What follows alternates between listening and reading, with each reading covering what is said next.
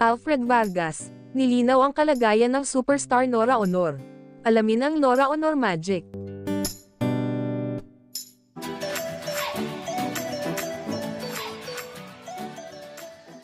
Aminado ang award-winning actor na si Alfred Vargas na ibang klaseng experience sa kanya ang pelikulang Piete kasama ang national artist Nora Aunor. Contrary sa mga naglalabasan na hindi maayos ang kalagayan ni Nora Aunor sa kasalukuyan, sinabi ni Alfred Vargas na okay ito at lagi silang nag-uusap. Okay na okay siya, sabi ni Alfred. She's okay naman. She's happy at nagpadala siya ng congratulatory message sa akin, paglilinaw pa ni Alfred. Sinabi rin niyang maganda ang naging working experience niya kay Ate Guy, ang bait-bait niya. Never siyang na-late, saka never niyang pinaramdam sa amin na superstar siya. Ang ganda ng experience ko, paglilinaw niya tungkol sa laging issue sa aktres.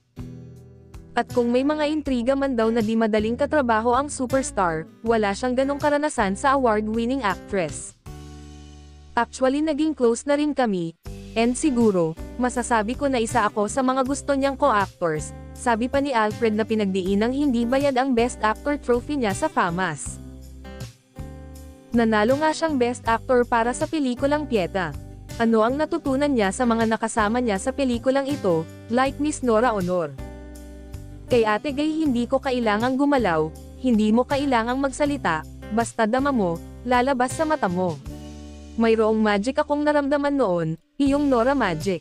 Mayroon kaming eksena, iyong mag-ina, tapos iyong sasayaw kami.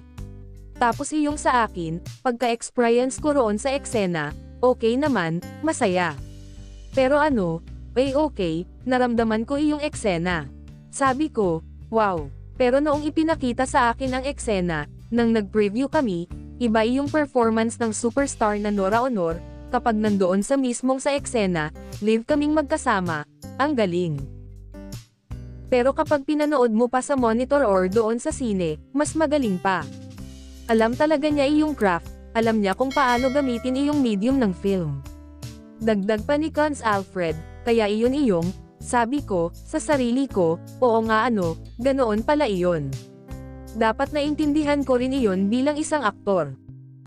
Aside from superstar Nora Aunor kasama niya rin sa pelikula sina Gina Alahar and the late Jacqueline Jose na pakiramdam niya ay malaki ang naitulong para maibigay niya rin ang husay niya sa pelikula.